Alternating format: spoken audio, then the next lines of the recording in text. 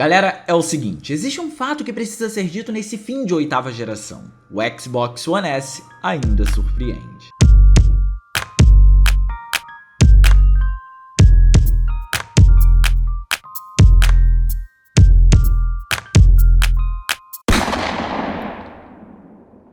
O modelo original do console chegou custando $499, o mesmo valor determinado atualmente para o Xbox Series X, e diante dessa perspectiva pode soar completamente natural, já que ao isolarmos os dois consoles parece ser um preço tabelado para uma entrada de nova geração. Mas não, esse não é o caso. Quando a primeira plataforma de oitava geração da Microsoft chegou, ela veio com um acessório chamado Kinect, junto de uma filosofia de transformar o console numa central de multimídia e interação com o uso do dispositivo. E talvez isso tenha sido o que limitou suas vendas de certa forma, por ter encarecido o produto. Mas ao olharmos as condições mercadológicas que temos hoje em dia e colocarmos proporcionalmente o Xbox One original e o Xbox Series X lado a lado, vemos que faz muito mais sentido ter esse preço aplicado ao mais recente do que quando foi aplicado ao mais velho há anos atrás. Então sim, a Microsoft estava em maus bocados e demorou um pouco para poder tomar uma iniciativa, só que mesmo assim ela o fez, sem desmerecer o console original, ao mesmo tempo em que enaltecia a sua estratégia.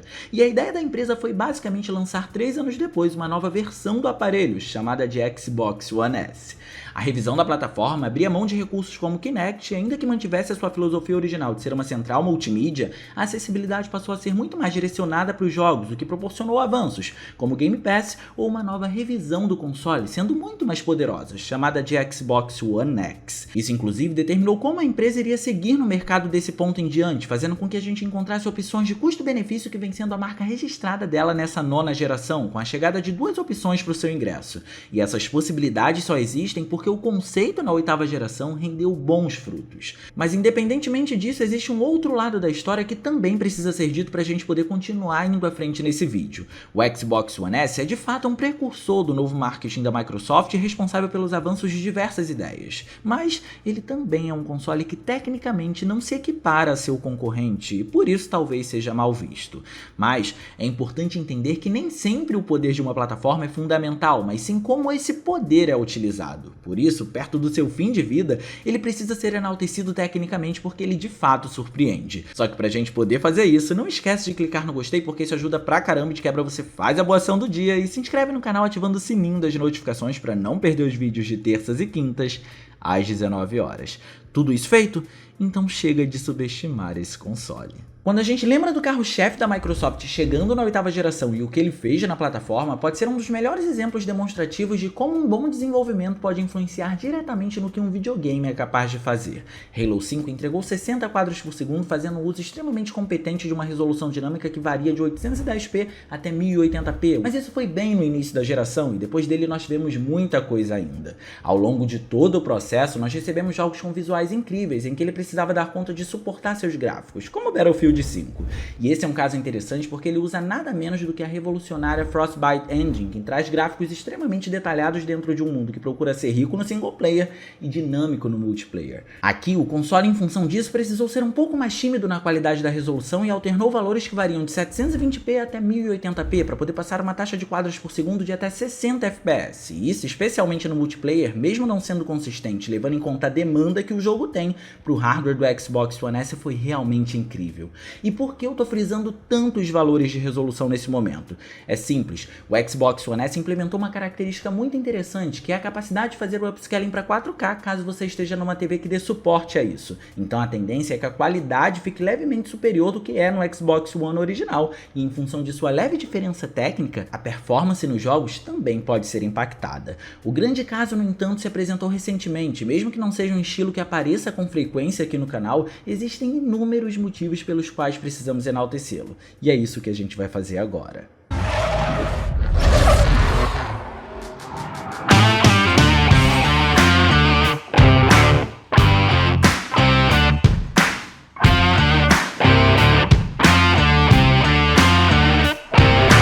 Depois de muito tempo de espera, Forza Horizon 5 chega para todas as plataformas da Microsoft, o que inclui também o Xbox One S. E tem muito que precisa ser dito aqui para poder mostrar o valor e o peso que esse jogo tem, principalmente na plataforma alvo desse vídeo. Então a gente vai segmentar cada elemento para ficar melhor pro entendimento aqui, beleza?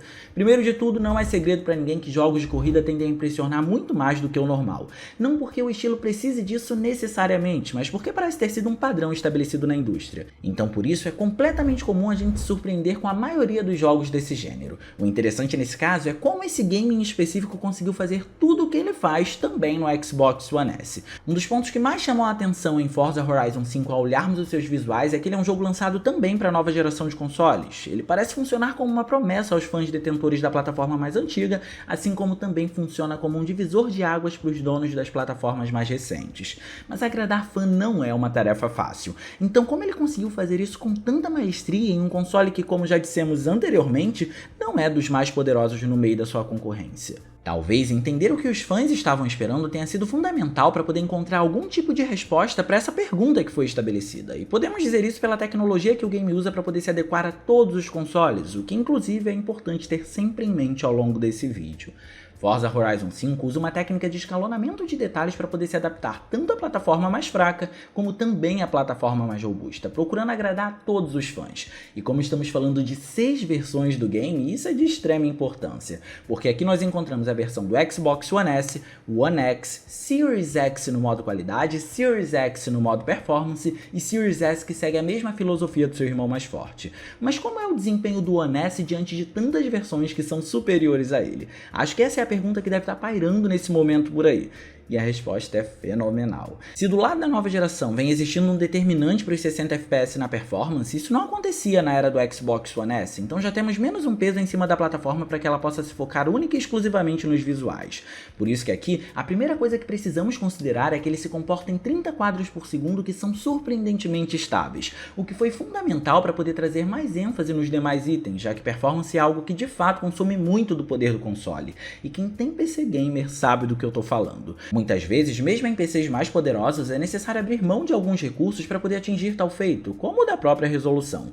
E por isso, esse é outro elemento que Forza Horizon 5 também consegue se destacar. Aqui, o jogo usa mais ou menos a mesma técnica de resolução dinâmica que Halo 5 usou, só que esse é um caso ainda mais profundo aqui que se intensifica na nossa análise.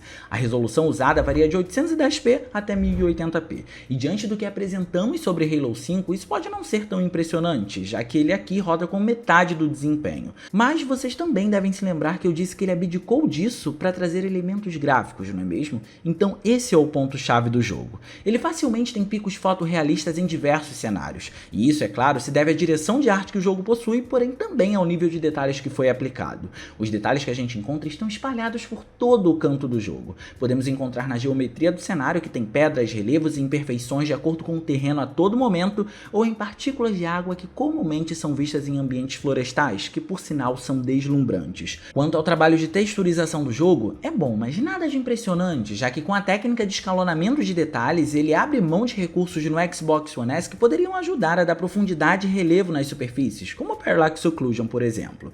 Só que o impressionante mesmo é todo o conjunto que apoia isso para que tudo seja realista. Por exemplo, aqui encontramos um filtro bem competente para as superfícies e para todas as texturas, e junto dele, na suavização de bordas, temos um anti-serrilhamento de altíssima qualidade que foi aumentado em 4 vezes, o que automaticamente acabou ajudando bastante a consistência dos visuais, porque aqui temos uma resolução dinâmica para valores que por vezes se distanciam do 1080p mais do que deveriam, mas como o anti-serrilhamento de altíssima qualidade está em atuação e por se tratar de um game de corrida onde os quadros mudam a todo momento, não se nota nada de diferente durante a jogatina.